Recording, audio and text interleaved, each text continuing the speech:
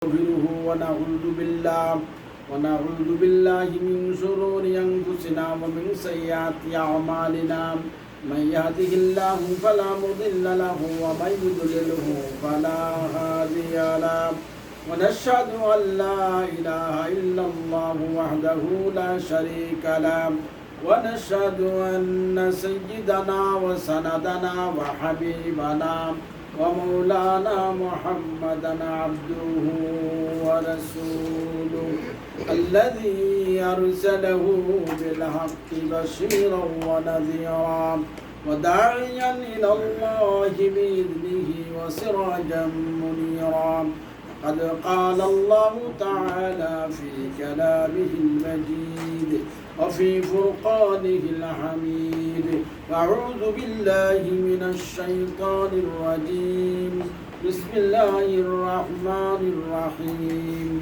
ألف لام را تلك آيات الكتاب وقرآن مبين মহান আল্লাহ তাআলার দরবারে অত্যন্ত শুকরিয়া আর মেহেরবানি যে আমরা সূরাতুল হিজর থেকে দীর্ঘ কয়েক মাস ধরে আমরা আলোচনা শুনতেছিলাম এবং বলতেছিলাম। আজকেও এই সূরা ধরেই আমরা কিছু আলোচনা করার চেষ্টা করব। ওমা তৌফিকি ইল্লা বিল্লাহ আলাইহি তাওয়াক্কালতু ওয়া ইলাইহি উনীব। এই সূরার মধ্যে আল্লাহ বলেন আলিফ লাম রা। এই আলিফ লাম রার অর্থ আল্লাহ জানেন এবং রাসূলও জানেন। আল্লাহু আ'লামু, এটা তাফসীরের কিতাবে আছে, দারালান শরীফে আছে, বিভিন্ন তাফসীরের কিতাবে আছে। আর এটাও আছে আল্লাহু ওয়া রাসূলুহু আ'লামু, আল্লাহও জানেন তার রাসূলও অর্থ জানেন। কিন্তু নবীজি তার উম্মতকে বলে দেন নাই, নবীজি তার রাসূলকে এটার অর্থ বলে দেন নাই, কিন্তু রাসূল জানেন। এতে কি বোঝা গেল যে মৌলানা সাহেব যদি তাফসীর করার জন্য বসে, মৌলানা সাহেব যদি কোনো ফতোয়া দেওয়ার জন্য বসে, মৌলানা সাহেব যদি কোনো হাদিসের ব্যাখ্যা দিতে বসে, তাহলে সব জায়গায় সব ব্যাখ্যা দিতে নাই। আপনি মানুষ তিন ধরনের হয়। এক ধরনের মানুষ হইল কোরআনের শিক্ষায় শিক্ষিত, ধর্মীয় শিক্ষায় শিক্ষিত। তারা মনে করেন আরবি গ্রামার জানে, সরফ জানে, নহ জানে। একজন লোক আছে। আরেকজন লোক আছে এরা গ্রামারও জানে না, সরফও জানে না, নহও জানে না। ওইখানে গিয়া যদি আপনি তাফসীর করতে গিয়া যদি নহ আর সরফ দিয়ে তাফসীর করেন, তাহলে হেরা তো আর কি বুঝবে না। এই জন্য আল্লাহর নবী বলেন না। এখান থেকে বোঝা গেল যে সব জায়গায় সব কথা বলতে নাই। আমি ওয়াজ জানি বললেই যে কোনো জায়গায় গিয়ে ওয়াজ শুরু করবো, যে কোনো জনের সামনে যে কোনো ওয়াজ শুরু করা ওইটাকে ঠিক না। এবং যদি উস্তাদ মহোদয় বলেন কোনো ছাত্রকে সম্বোধন কইরা যে তুমি যেই প্রশ্নটা বলছো ওইটার জবাব তুমি বুঝবা না, ওইটা যদি বলে তাহলে রাগ করা যাবে না, গুসা করা যাবে না। কিন্তু স্বাভাবিকত মানুষের যদি আপনি যাইয়া একজন হুজুরকে কোনো মাসলা জিজ্ঞাসা করেন, হুজুর যদি বলে তুমি এই মাসলা বুঝবা না, সে মনে মনে রাগ করবে আর বলবে আরে হুজুর বড় বুঝনেওয়ালা হয়েছে। আমি মশলাটা জিজ্ঞেসলাম হুজুরের কাছে, আমি বলে মশলা বুঝবো না, হুজুরে বড় বুঝ নেওয়ালা হয়েছে না। আল্লাহ বলেন আলিফ লাম রা, সব কথা তুমি বুঝবা না, তোমার সব কথা বোঝানো যাবে না, সব কথা তোমার কাছে বলাও ঠিক না। উস্তাদ যদি বলে এই কথা তুমি বুঝবা না, তাহলে রাগ হওয়ার কিছু নাই।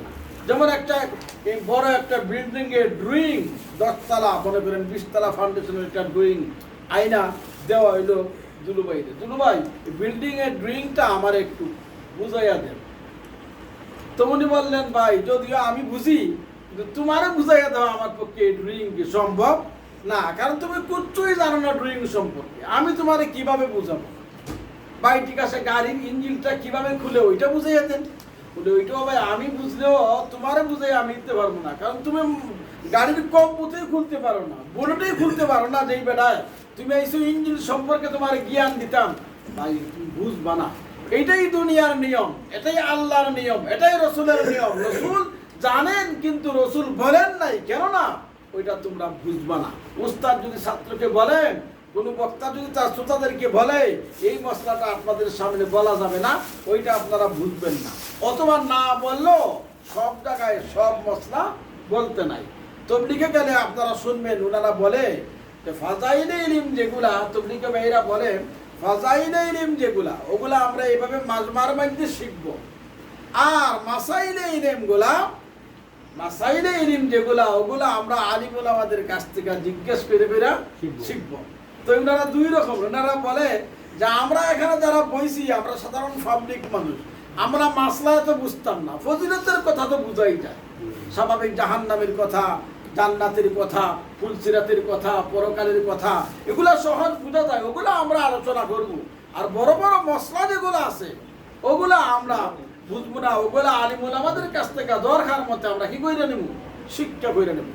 সব জায়গায় সব আলোচনা করতেও নাই, কারণ সকলে তো সব মশলা কি বুঝবে না। যেমন আমি একটা মশলা বলি, দেখেন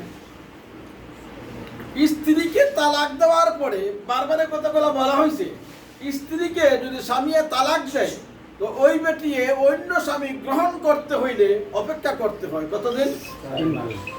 অপেক্ষা করতে হয় 3 হায়েজ পর্যন্ত, তার মধ্যে অপেক্ষা করতে হয় 3 হায়েজ 3 ঋতু পর্যন্ত সে অপেক্ষা করা লাগে।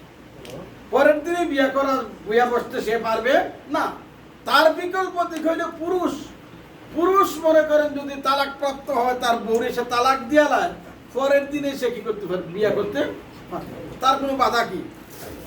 আবার মনে করেন যদি এক বেচারির স্বামী মারা গেছে, স্বামী মারা যাওয়ার পরেও বেচারি কি 4 মাস ইদ্যত পালন করা লাগতেছে। আর যদি মনে করেন এক বছরের বউ মারা যায়, সে 6 মাস ইদ্যত পালন করতে হবে, একদিনও না, পরের দিনে ইচ্ছা করলে কি বিয়া করতে পারে। এখন কারণ কি কারণে স্বামী এই ইদ্যত পালন করা লাগে না তার বউ মইরা গেলে, আর কি কারণে স্ত্রী তার স্বামী মইরা গেলে ইদ্যত পালন করা লাগে, কারণ কি? কারণটা আল্লাহই ভালো জানে। কে ভালো জানে? আল্লাহই ভালো। আল্লাহ নির্দেশ দিছে এইভাবে যে তোমারে তালাক দিলে স্ত্রী তুমি ইদ্যত পালন করা লাগবে, আল্লাহর নির্দেশ। আর তুমি যে স্বামী তুমি তালাক দিলে তোমার কোনো ইদ্যত পালন করা লাগবে না, পরের দিনে বিয়া করতে কি।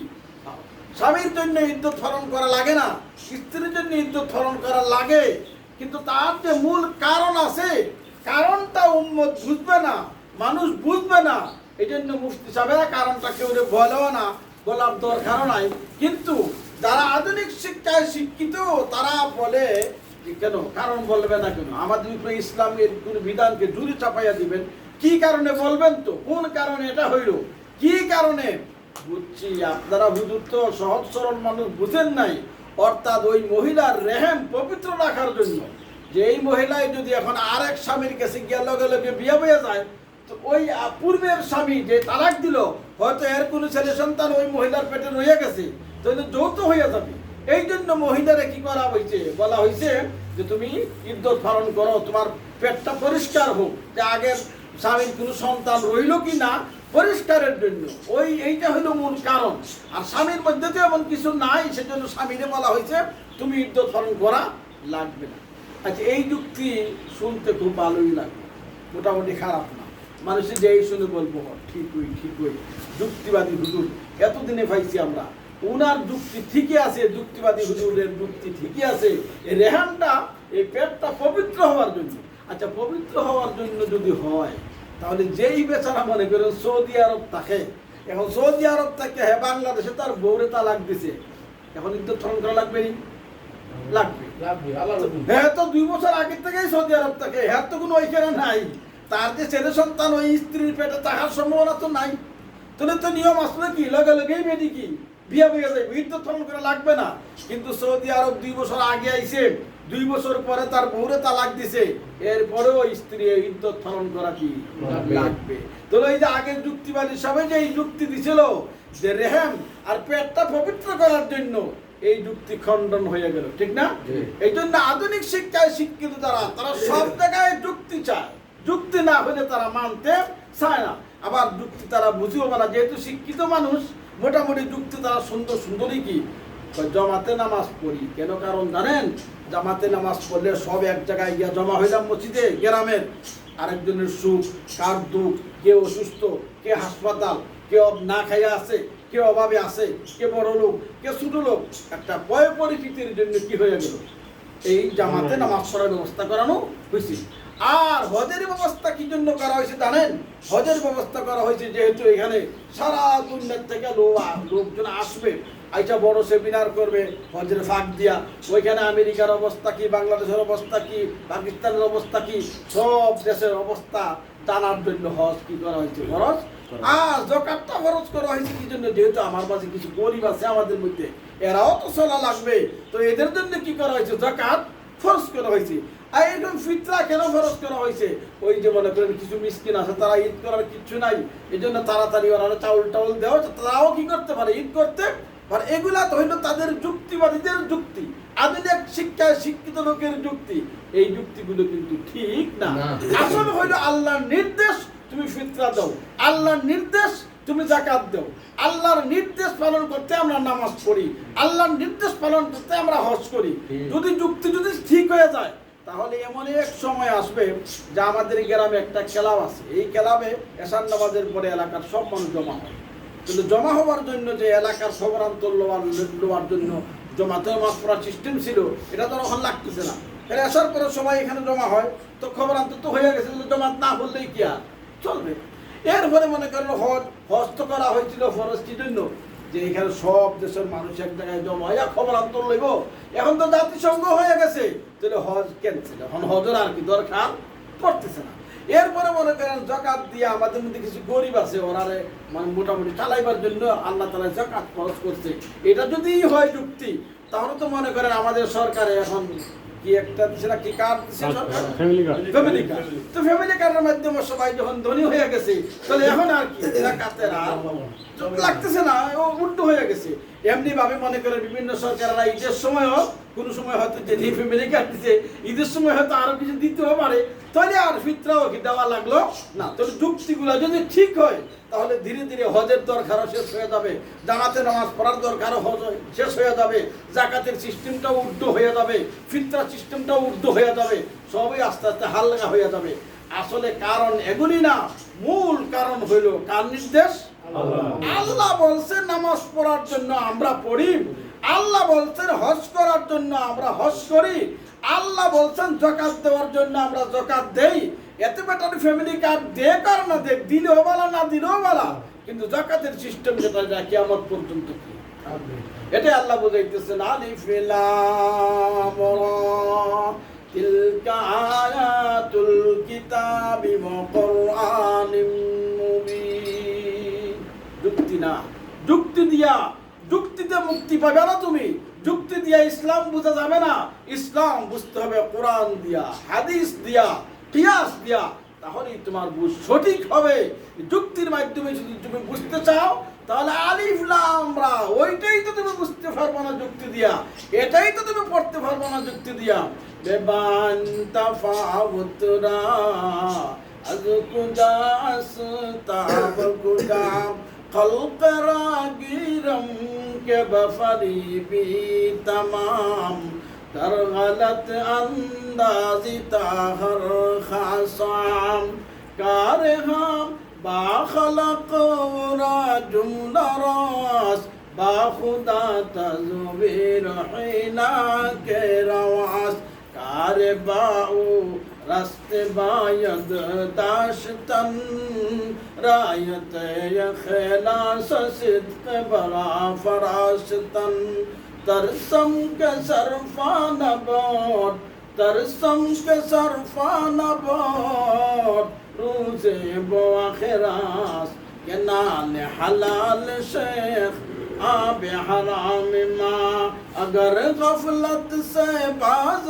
آیا شفا کی تلافی کی بی ظالم نے تو کیا کی گرم صور صورت عادلستا خواہد کشید لیکن حیرانم کہ نازش را چنا خواہد کشید خوبی ہمیں کرشمہ ناز خرام نیست بسیار شیوہاس بسارا کے نام نیست جزاک اللہ के चश्मम बाज कर दी मराबा जाने जा हम राज कर दी। তাহলে যুক্তির পিছনে পড়ে কারা? যারা আধুনিক শিক্ষায় শিক্ষিত তারাই যুক্তির পিছনে পড়ে। আর যুক্তির পিছনে পড়ে কারা? যারা আধুনিক শিক্ষায় শিক্ষিত লোকদের সহবত এখতিয়ার করে, তাদের সাথে যাদের চলাফেরা, যদিও তারা নিজের আধুনিক শিক্ষায় শিক্ষিত হয় নাই, কিন্তু এই যারা শিক্ষিত হয়েছে এদের সাথে চলাফেরা করার কারণে এরাও যুক্তির পিছনে দৌড়ায় আর বলে যুক্তি যেটা ধরে না সেটা আমরা মানি না। আল্লাহ বলেন আলিফ লাম রা, যুক্তি দিয়া তুমি তো আলিফ লাম রা এই শব্দগুলোই বুঝতে পারবা না, আর ইসলামে বিরাট বিধান তুমি কি করে বুঝবা? অতএব যুক্তিতে তুমি মুক্তি পাইবা না। তুমি মুক্তি তখনই পাইবা যখন বলবা যে যুক্তি নাই, আমি আনাযুক্তি স্বীকার করলাম, আমার রব এক এবং আল্লাহর যত নির্দেশ আছে সেগুলার কোনো কারণ ছাড়াই আমি আল্লাহর বিধানগুলাকে পালন করতে রাজি আছি। তখনই তুমি কামিয়াব হইতে পারবা। কারণ দুনিয়ার যত কাজকর্ম আছে, দুনিয়া, আমি কোভিডের কাজ করি, ঠিক 6টার সময় গাড়ি স্টার্ট দিয়ে বইয়ে থাকি। কোভিডের ছেলেপেলেরা বারোইব, এখন এরা হয়তো বারোইব 6:30, বারোইব 6:15, কিন্তু আমি ফজরের পরে নামাজ যদিও পড়ছি না, কিন্তু এরপরেও 6টার সময় গাড়ি স্টার্ট দিয়ে গাড়িতে বসাটাই বসা। কিন্তু কোন সময় হঠাৎ কোভিডের ছেলেপেলেরা বাড়িব, যদি আমার পায় না পরে আবার সমস্যা, তা আগেই রেডি হয়ে বয়ে থাকে, আধা ঘন্টা আগেই বয়ে তখন লাগে। মাদ্রাসায় যাইয়া ছেলেপেলেদেরকে নিয়ে আসবে ড্রাইভার সাহেবেরা, তো ওনারা অনেক আগেই মাদ্রাসার সামনে গিয়া 1 ঘন্টা আগে, আধা ঘন্টা আগে বসে থাকে। হঠাৎ আবার আগে বাড়িয়ে যায়, কিন্তু কোনোদিনই আগে বাড়ায় না, কিন্তু ওই সবসময় আগেই রেডি থাকে। সে জানে এই চাকরির অনেক মূল্যবান, অনেক টাকা খরচ করে চাকরিটা পাইছি, এই চাকরি যদি জায়গায় এই ভিসা যদি বাতিল হয়ে যায় তাহলে আমার তো 12:30 বাজবে। তার কাছে চাকরির কদর আছে, টাইম হওয়ার আগেই উপস্থিত, কিন্তু আল্লাহর কদর তার কাছে নাই, আল্লাহর বিধানের মূল্য তার কাছে নাই, আল্লাহর মহত্ব আর বড়ত্ব তার কাছে নাই। বিদায় আজান দিয়াও মসজিদ বাড়ি বাড়ি গিয়া ডাকতেছে হাইয়া আলাস সালাহ, হাইয়া আলাস সালাহ। এর বড় মানুষকে মসজিদে আজান দেওয়ার ডিস্টার্ব, আবার বাড়ি বাড়ি আইয়াও কি করে ডিস্টার্ব দেয়। এই মসজিদ না বদলাইলে আমরা আমি আর ঘুমাইতে পারবো না। কেন? যেহেতু তার ভিতরে আল্লাহর বড়ত্ব নাই, তার ভিতরে মহত্ব আছে, তার কফিলের মহত্ব আছে চাকরির। কারণ সকালবেলায় 8টার সময়টা আমাকে ডিউটি যাওয়া লাগবে, ওই জন্য আমি অ্যালার্ম ঠিক করছি 8টা। কেন? ডিউটির দাম আমার কাছে আছে, ডিউটির গুরুত্ব আমার কাছে আছে। হ্যাঁ, নামাজ যে পড়া লাগে 4টার সময়, ওইটাতে অ্যালার্ম দিছি না। কেন দিছি না? আল্লাহর গুরুত্ব, আল্লাহর মহত্ব, আল্লাহর বিধানের প্রতি শ্রদ্ধা, ভালোবাসা, আল্লাহর বিধানের দাম আমার কাছে নাই। আর না হলে তো 8টা না দিয়া প্রথমে 4টা দিতাম, আছেন 4টার পরে হয়তো কি অন্যটা দিতাম না, আগে ডিউটি, এরপরে কি নামাজ। কেন? ডিউটির কদর আছে, ডিউটির দাম আছে, ডিউটির ইজ্জত আছে, ডিউটির মূল্য আমার কাছে আছে, কিন্তু মহান রবের মূল্য নাই। কিন্তু মহান রবের মূল্য কি মনে করেন থাকার দরকার আছে না নাই? নো, ডিউটির দরকার আছে, ডিউটি করো। কারণ কসবুল হালাল ইবাদত, হালাল রুজি করা ওইটাই ইবাদত। নামাজ পড়াই ইবাদত, রোজা রাখা ইবাদত, হজ করা ইবাদত, কোরআনে কারীম তিলাওয়াত করা ইবাদত, আল্লাহর নামের জিকির করা ইবাদত, সুবহানাল্লাহ বলা ইবাদত, রুজি করাটাও ইবাদত, ডিউটি করাটাও ইবাদত। তুমি ইবাদত তুমি করো, তাই বলে কি আল্লাহর বিধানের কোনো মূল্য আমার কাছে হবে না? আল্লাহর বিধানকে আমি মোটেই দাম দেই না, আল্লাহর বিধানের সামনে মাথা নত করি না। চান্স পাইলেই 2 নম্বরই করি, সুযোগ পাইলেই মিথ্যা কথা বলি। তাহলে আমার কাছে টাকার মূল্য আছে, দুনিয়ার মূল্য আছে, পরকালের মূল্য আমার কাছে নাই। সেজন্য আমরা দুনিয়ার কাজ তো করব, দুনিয়ার কাজ করতে বাধা নাই, কিন্তু মহান রব যে আমারে পৃথিবীতে বানাইছে তাই একটা কাজের লাগি আমারে বানাইছে। ওয়ামা খালাকতুল জিন্না ওয়াল ইনসা ইল্লা লিয়াবুদুন। কফিলে আমারে ভিসা দিয়ে আনছে, তার ছেলেপেলেগুলা মাদ্রাসায় নেওয়ার জন্য, টাইম মতে আবার আনার জন্য, তার ওয়াইফরে মাদ্রাসায় নিয়ে দেওয়ার জন্য, আবার আনার জন্য আমারে কফিলে ভিসা দিয়ে আনছে। এই কাজগুলা যদি না করি তাহলে আমার 12:30 বাজবে।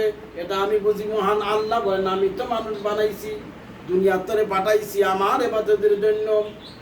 তোরে আমি দুনিয়াতে পাঠাইছি, দেখ আমার হাওয়া বাতাস তুই গ্রহণ করস, আমার সূর্যের আলো তুই গ্রহণ করস, রাত্রিবেলায় রাতের অন্ধকারের যে আরামদায়ক বাতাস সেটা তুই গ্রহণ করস, আমার দুনিয়ার মাঝে তুই থাকস। আমি আল্লাহ তোরে হাত দিছি, আমি আল্লাহ তোরে পাও দিছি, আমি আল্লাহ তোরে চক্ষু দিছি। যেই চক্ষু দিয়া তুই গাড়ি চালাস তোর কফিলের, ওই চক্ষু কিন্তু তোর কফিলের দেওয়া না। যেই হাত দিয়া তোর কফিলের গাড়ি চালাইয়া রুজি করস, ওই হাতটা কিন্তু তোর কফিলের দেওয়া না, আমি আল্লাহর দেওয়া। ওই হাত আমি আল্লাহর দেওয়া, ওই চোখ আমার আল্লাহর দেওয়া, ওই পা আমি আল্লাহর দেওয়া। সব কিছু দেওয়ার পরে আমি আল্লাহ বলছি, রে বান্দা শুধুমাত্র 5 বার মসজিদে আমি ডাক দিব আর বলবো হাইয়া আলাস সালাহ। আমি আল্লাহ 5 বার মিনারায় যাইয়া তোর যখন ডাক দেই তুই মসজিদে আসবি, কিন্তু কবিরের ডাকে ঠিক মতো ইশারা দে আর আধা ঘন্টা আগে যাইয়া বইসা থাকি। কিন্তু আল্লাহ যখন ডাক দেয় আল্লাহর ডাকের তখন আর খবর নাই। কেন নাই? কবিরের গুরুত্ব আমার কাছে আছে, আল্লাহর গুরুত্ব। আল্লাহ যে আমার সবকিছু দিছে ওইটা আমরা ভুলে গেছি। এই চক্ষু তো আমার কবিরের দেওয়া না, নাক তো আমার কবিরের দেওয়া না, হাত তো আমার মালিকের দেওয়া না, আমার কাজ সে যা কাজ করি হের দেওয়া না। এই জন্য আমরা আল্লাহর কাছে আত্মসমর্পণ করি। আল্লাহর কাজ, দুনিয়ার কাজ করতে বাধা নাই, কিন্তু দুনিয়ার কাজ করি। আর মূল মহান রব যে কাজে আমাদেরকে পাঠাইতেছেন, দুনিয়াতে পাঠিয়েছেন, ওমা খালাকতুল জিন্না ওয়াল ইনসা ইল্লা লিয়াবুদুন, ইবাদতের জন্য আমাদেরকে পাঠিয়েছেন, আমরা সেই ইবাদত করি। তো বলতেছিলাম 2 ধরনের মানুষ। একদল মানুষ আধুনিক শিক্ষায় শিক্ষিত হওয়ার কারণে কোরআনে কারীমের যে কোনো বিধানকে তারা যুক্তির কষ্টিবাদে যাচাই করে আর প্রত্যাখ্যান করে। তার সামকে সরফানবত রোজে বখেরাস নাল হালাল শেখ आबे हराम इमाम, अगर गफलत से बाज आया जफा की तलाफी की भी जालिम ने तो किया की। কিছু লোক ওই কথাগুলো শুনে যদিও ইসলাম মানতে চায়, কিন্তু ওলামায়ে কেরাম ইসলামের যে ব্যাখ্যা দেয় সেই হিসাবে মানতে চায় না, সে তার নিজের ব্যাখ্যা হিসাবে মানতে চায়। আলিমদের কাছে যাইয়া যদিও ডাইরেক্ট বলে না, ইনডাইরেক্ট এই কথাই বলে যে হুজুর কোরআন তারে আমার জীবনের সাথে মিলাই দেন, আর বলেন যে আমি যেভাবে চলতাছি বর্তমানে কোরআনে এইভাবেই চলার কথা আল্লাহ বলছেন, কোরআন তারে আমার সাথে মিলাই দেন। কোরআনের সাথে কেউ মিলতে তেমন রাজি না যে আমার জীবন কোরআনের মতো চালাইমু, আমি কোরআনের সাথে মিশতে চাই। মানুষ এখন আর কোরআনের সাথে মিশতে চায় না, সকলেই চায় কোরআন যে চায় না হ্যাঁ তার জীবনের সাথে কি মিলাইয়া দিবে, এটাই মানুষে চায়। এজন্য আল্লাহ বলেন তুমি যদি আল্লাহকে পেতে হয় তাহলে তোমাকে ইবাদত আর বন্দি করতে হবে। আর ইবাদত আর বন্দি করার জন্য নবী করিম সাল্লাল্লাহু আলাইহি ওয়াসাল্লাম যে তরিকা দিয়ে গেছেন, আর যেই যুগে নবী নাই উলামায়ে কেরাম ধর্মের দ্বীনের যে ব্যাখ্যা দিবেন সেই ব্যাখ্যা হিসাবে আমরা দ্বীনকে মানতে হবে। এখন তো মানুষে উলামায়ে কেরাম ধর্মের যে ব্যাখ্যা দেয় ওইটা মানে না, বরঞ্চ মানে কি ডাক্তার সাহেব যেই ব্যাখ্যা দেয় মানে কোনটা, উকিল সাহেব যেই ব্যাখ্যা দেয় মানে কোনটা, বড় ইঞ্জিনিয়ার সাহেব যে ব্যাখ্যা দেয় মানে কোনটা, ধরো প্রফেসর সাহেব যে ব্যাখ্যা দেয়, ওই ইসলামকে সকলেই মানে আর মনে করে এটা খুব ডেভেলপড এবং উন্নত ইসলাম। এই উন্নত ডেভেলপড ইসলাম মানলে পরে আমরা কামিয়াব হবো। আর ওলামায়ে কেরাম রে জঙ্গিবাদী বলে, আর তারা যে ব্যাখ্যা দেয় মনে করে ওরা কিছুই বুঝে না, শুধুমাত্র এই কথাগুলি বলে, ওরা আসলে কিছুই বুঝে না। ডেভেলপ এবং উন্নত যুগে, এই উন্নত যুগে ইসলাম বুঝতে হলে ডাক্তারের দরকার, উকিলের দরকার, বড় বড় ইঞ্জিনিয়ারের দরকার। যেই দলে বড় বড় ইঞ্জিনিয়ার আছে, বড় বড় ডাক্তার আছে, ওই দলে যাইয়াই ভর্তি হওয়ার চেষ্টা করে। কিন্তু মূলত আমরা ডাক্তারি কোনো বিষয় হলে ডাক্তারের কাছ থেকে বুঝবো, যদি ইঞ্জিনিয়ারিং কোনো বিষয় হয় তাহলে ভালো ইঞ্জিনিয়ারের কাছে যাব, যদি ড্রয়িংয়ের কোনো বিষয় হয় তাহলে ভালো ইঞ্জিনিয়ারের কাছ থেকে বুঝে নিব ড্রয়িংটা। কিন্তু যদি উকালতির কোনো বিষয় হয় তাহলে জজের ভালো উকিল থেকে বুঝে নিব। আর যদি কোনো শরীয়তের বিধান হয় তাহলে আলিম সাহেবের কাছ থেকে বুঝবো। শরীয়তের বিধান কার কাছ থেকে বুঝবো আমরা? ইসলামের ব্যাখ্যা সবাই দিবে, ইঞ্জিনিয়ার সাহেব দিবে, ডাক্তার সাহেব দিবে, উকিল সাহেব দিবে, সবাই দিবে। কিন্তু আমরা মানবো কার ব্যাখ্যা? আলিম সাহেবের কথা। কার ব্যাখ্যা মানবো?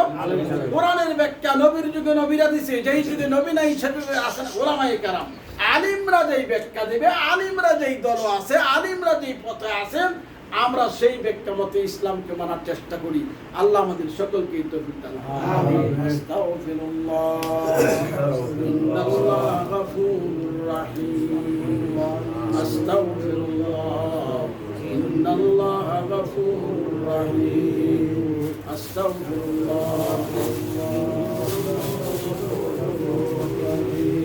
আস্তাগফিরুল্লাহ ইন্নাল্লাহা গফুরুর রহিম আস্তাগফিরুল্লাহ ইন্নাল্লাহা গফুরুর রহিম।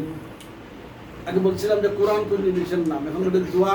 ইবাদত যে আমরা করি, ইবাদত নামাজ পড়া ইবাদত, রোজা রাখা ইবাদত, হজ করা ইবাদত, কোরআন তিলাওয়াত করা ইবাদত, দোয়া করাও ইবাদত। দোয়া অনেক মনে করে এত দোয়া করে লাভ, তো এত কোরআন করে লাভ কি, এত নামাজ পড়ে লাভ কি, এত হজ করে লাভ কি, এত রোজা রেখে লাভ কি? তো রোজা রেখে লাভ ইবাদত, নামাজ পড়ে লাভ ইবাদত, হজ করা ইবাদত, যাকাত দেওয়া ইবাদত, দোয়া করাটাও ইবাদত। তাহলে দোয়ায় যদি আর কিছু নাই হয় তাহলে ইবাদত তো হই। আল্লাহ তো মানুষ বানাইছে দুনিয়াতে ইবাদতের জন্যই। দোয়া যদি আর কিছু না হয় তাহলে ইবাদত কি হলো? কিন্তু অনেকের ধারণা থাকে, আমরা তাফসীর শুনছি ভালো একটু বুঝলাম বা পড়ছি, এটাও কাজে লাগছে।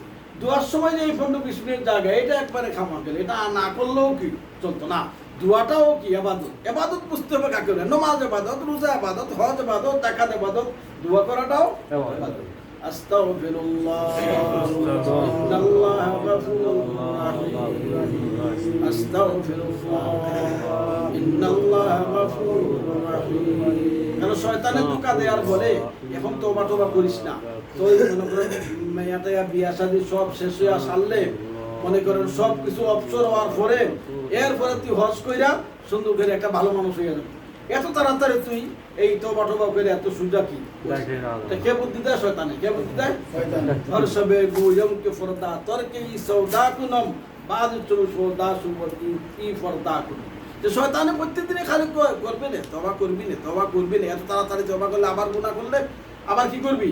না, আমার আর শয়তানের কথা শুনবো না। বরঞ্চ আল্লাহ বলেন তুমি যেখানে আছো, যে অবস্থা আছো, তুমি তো জানো না আগামীকাল বাঁচবে কিনা, তোমার তো জানো নাই, তোমার হায়াত হতে আজকেই শেষ হইতে পারে, হয়তো এই দোয়াই তোমার শেষ দোয়া হইতে পারে। এই জন্য তুমি সব সময় ইবাদত করো, সব সময় সুযোগ পাইলে তুমি কি করো? দোয়া। আল্লাহ তাআলা আমাদের সকলকেই যেন আমরা দোয়ার বেলায় এরকম না যে মনে করেন একজনের যদি সমস্যায় উঠা যাবে না, দেখতে পারে একজন উঠতে, দরকার যেতে খাবে না, দরকার যে দেরি করেছে দেখতে পারে একজন। দোয়ার সময় এরকম হাত যদি উঠে রাখতে কষ্ট হয়, হাত নামাইলে তো সমস্যা নাই, দোয়া আদব হইলেও হাত উঠায়। যদি কেউ হাত নাও উঠায় তাও তো দোয়া হবে, সমস্যা তো এটা নেই। কারণ আদব দোয়া হাত উঠানি ছাড়াও কি হয়? দোয়া। আর দোয়া কবুল হওয়ার জন্য যে সমস্ত শর্ত, এর মধ্যে বড় শর্ত হইল আবেগ, যে আল্লাহর জন্য আমার আবেগ সৃষ্টি হওয়া, আল্লাহর কাছে আমি চাওয়া, আল্লাহর কাছে আমার দুঃখ দুর্দশার কথা বলা, যাতে আল্লাহ আমাকে রহম করে, মারদার কমাইয়া দেয়, আমাকে জান্নাত দান করে, আবেগের সাথে আল্লাহর কাছে বলা। আল্লাহ আমাকে আপনি মারা গেছে সৌদি আরবের জন্য দোয়া করে দিন। আল্লাহুম্মা আনতা রাব্বি লা ইলাহা ইল্লা আনতা খালাকতানি ওয়া আনা আবদুকা ওয়া আনা আলা আহদিকা ওয়া ওয়া'দিকা মাস্তাতা'তু আউযু বিকা মিন শাররি মা সানা'তু أبو لك بنعمتك علي وأبو لك بذنبي فاغفر لي أبو لك بنعمتك علي وأبو لك بذنبي فاغفر لي أبو لك بنعمتك علي আল্লাহ তুমি আমাদের যে নিয়ামত দান করেছো অস্বীকার করি না। আল্লাহ তুমি আমাদেরকে যে নিয়ামত দান করেছো, চক্ষু তুমি দান করেছো, তুমি যদি চক্ষু দিয়ে যাও, দুনিয়ার কোন ক্ষমতা নাই দুইটা চক্ষু আমাকে দিতে পারে। আল্লাহ তুমি আমাদেরকে দুইটা হাত দিয়েছো, একটা হাত যদি অচল হয়ে যায় কষ্ট সীমা থাকবে না। আল্লাহ তুমি আমাদেরকে পা নিয়ামত দিয়েছো, একটা পাও যদি নিয়ে দাও তাহলে আমাদের কষ্টের আর শেষ থাকবে না। আল্লাহ যতটা রং শরীরে দিয়েছো, তুমি যদি বলো 3-4টা রং আমি আল্লাহ নিয়ে গেলাম, তাহলে আমাদের দুঃখ দশার আর শেষ থাকবে না। আল্লাহ তুমি চোখ দিয়েছো, হাত দিয়েছো, পা দিয়েছো, শরীরে রক্ত দিয়েছ, জোর দিয়েছ, শক্তি দিয়েছ, কিন্তু আমরা ওই হাত দিয়া নাফরমানি করে ফেলেছি।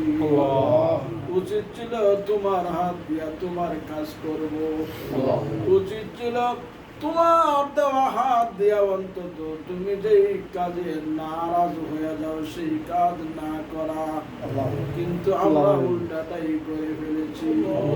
আল্লাহ তুমি আমরা পাও দিয়েছো, উচিত ছিল পাও দিয়া তোমার বিরুদ্ধে কোনো জায়গায় হাতিয়া না যাওয়া।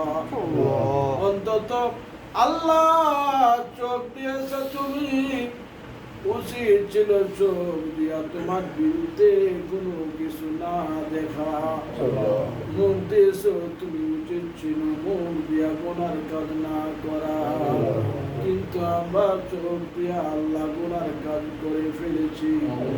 অনেকেই মোবাইল ছাড়িয়া টানি দেখলে গুনাহ হয়, এরপরেও দেখেছি আল্লাহ তোমার দেওয়া চোখ, ইচ্ছে করলে তুমি তো চোখ নিয়ে যেতে পারতা। আল্লাহ তোমার নিয়ামত চোখ দিয়েছ, ওই চোখ দিয়ে আমাদের গুনাহ করে ফেলেছি। আল্লাহ তুমি আমাদের জীবনের গুনাহগুলি মাফ করে দাও। আল্লাহ গুনাহগুলি তুমি মাফ করে দাও।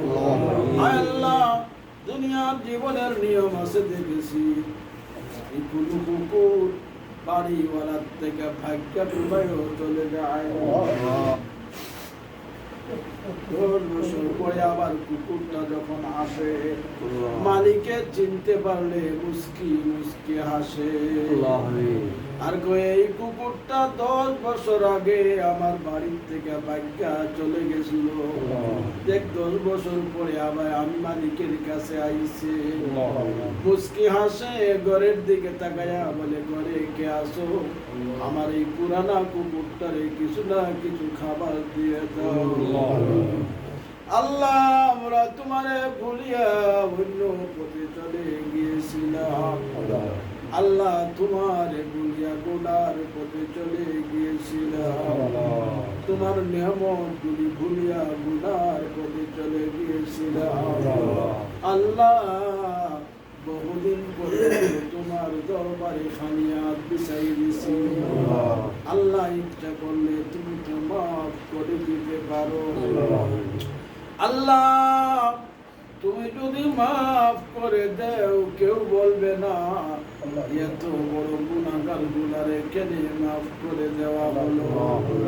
আল্লাহ তুমি যদি মাফ করে দাও, তোমার কোনো ক্ষতি হতে হবে না। আল্লাহ তুমি যদি আমাদের মাফ করিয়া জান্নাত দিয়া দাও, আর বলো যা তোরা যত গুনাহ করেছিলি, আজকে যখন চোখ থেকে এক ফোঁটা পানি ফালাইলি, ওই খাতিরে তোরারে আমি আল্লাহ মাফ করে দিলাম, এই খাতিরে আমি আল্লাহ তোরারে জান্নাত দিয়া দিলাম। আল্লাহ আমরা সকলকেই তুমি যদি জান্নাতে বানাই দাও, বলো তো তোমার জান্নাত কি টান করবে নি? জান্নাতের ভিতরে কি ভিড় হয়ে যাবে নি? জান্নাতের জায়গা কি কম হয়ে যাবে? আল্লাহ তোমার তো কোনো ক্ষতি নাই, জান্নাতের তো টান পড়বে না। আল্লাহ তোমার তো কোনো ক্ষতি নাই, আল্লাহ জান্নাতি বানাই দিলে জান্নাতের তো টান পড়বে না। আল্লাহ জান্নাতের তো টান পড়বে না। আল্লাহ মেহেরবানি করে তুমি আমাদের জীবনের গুনাহগুলি মাফ করে দাও। আল্লাহ বলতে বলতে বয়স 60 হয়ে গেছে, বলতে বলতে বয়স 50 হয়ে গেছে।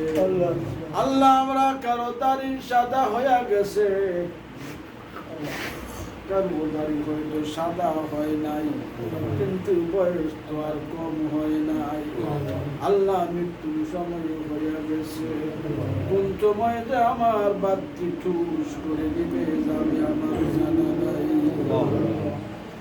আল্লাহ অনেক ভাই হাসপাতালে পড়ে গইরায়, আল্লাহ আমাদের ভাই আব্দুল রফিক গত 2 দিন আগে হাসপাতালে ভর্তি হয়েছে, হার্ট অপারেশন হবে। আল্লাহ তোমার নাম রহমান, তোমার নাম রহিম। আব্দুর রকিব বাইরে তুমি সুস্থ করে দাও, আল্লাহ আমিন। আব্দুর রকিব বাইরে তুমি সুস্থ করে দাও, আমিন। আল্লাহ আমাদের আরেক ভাই দোয়া চাইছে আরেকজনের জন্য, আল্লাহ আমরা কি দোয়া করবো? আল্লাহ আমরা তো নিজেই গুনাহগার, গুনাহ সমুদ্রে ভাই। আল্লাহ আল্লাহ এরপরেও সাহস করে বলি, আল্লাহ তোমার এই বান্দারে তুমি মাফ করে দাও, আমিন। জান্নাতের ফয়সালা করে দাও, আমিন। জীবনের গুনাহগুলি তার মাফ করে দাও। আমিন। আল্লাহ আমাদের মা বাপ অসুস্থ করেছে আমরার জন্য, অনেকদিন হয়তো আমরা অসুস্থ, ডাক্তারে নিয়ে যাবে, হাইটা হাইটা ডাক্তারে নিয়ে যায়, নামাজ পড়তে পারে নাই। আল্লাহ আমার স্কুলে নিয়ে যাবে, একদিন হয়তো নামাজও আমার কারণে ছুটে গেছে। আল্লাহ ওই মার বাপ গুলি দ্বারা কবরে চলে গেছে, জানি না না জানি তুমি আমার মায়ের কবরে আগুন জ্বালাইতে। আল্লাহ জানি না না জানি তুমি মায়ের কবরে আগুন জ্বালাইতে দিয়েছো, জানি না না জানি আমার বাবার কবরে সাপ বিচ্ছু পাঠাই দিয়েছো। আল্লাহ আমাদের মা বাবার কবরে জান্নাতের বাগান বানাই দাও, আমাদের মা বাবার কবরে জান্নাতের বাগান বানাই দাও। আল্লাহ আমাদের শ্বশুর শাশুড়ি, দাদা দাদি, নানা নানি, আত্মীয় স্বজন যারা পরিশ্রম করেছে আমরা আল্লাহ আর বলেছে নাতি যা মসজিদে যা, মসজিদে ভালো করে পড়িস, করে 2 টাকা দিবি, 2 টাকার লোভে মসজিদে গেছি, পড়া শেষ করে এসে বলছে দাদি টাকা তো ভালো করে তো করছি। আল্লাহ ওই দাদিরা কবরে চলে গেছে, আল্লাহ তারার কবরটার জান্নাতের বাগান বানাই দিও, তারার কবরটার বেহেশতের বাগান বানাই দিও। আল্লাহ তাফসীর মাহফিলে যে সমস্ত ভাইয়েরা আসে, আল্লাহ সৌদি আরবের জমিনে সবাই তো আমরা রিয়ালের পিছনে দৌড়াই, আল্লাহ 20 রিয়ালের খবর পাইলে আর তাফসীরের কথা মনে থাকে না, 50 রিয়ালের খবর পাইলে নামাজের কথা মনে থাকে না। আল্লাহ এই সমস্ত ভাই আমরা যারা কোরআনের বৈঠকে আসি, এই কোরআনের বৈঠকের ওসিলা বানায় আমাদেরকে ডান হাতে আমলনামা দিও, আল্লাহ বিনা হিসাবে জান্নাত দিয়া দিও, ফুলসিরাতের পূর্বের মতো পার করে দিও, তোমার নবীজির হাতে যেন কৌসর পান করতে পারি সেই তৌফিক দিও। তাকাব্বাল মিন্না ইন্নাকা আনতাস সামিউল আলিম, তুব আলাইনা ওয়া তুব আলাইনা